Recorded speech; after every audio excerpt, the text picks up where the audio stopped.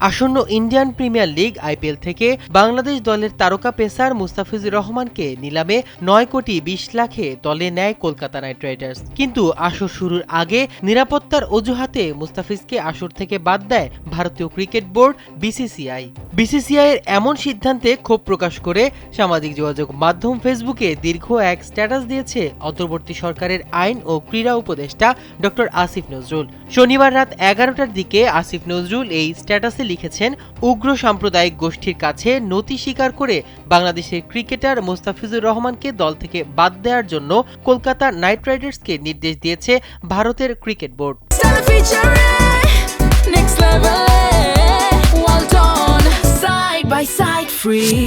আমি এর তীব্র নিন্দা ও প্রতিবাদ জানাচ্ছি।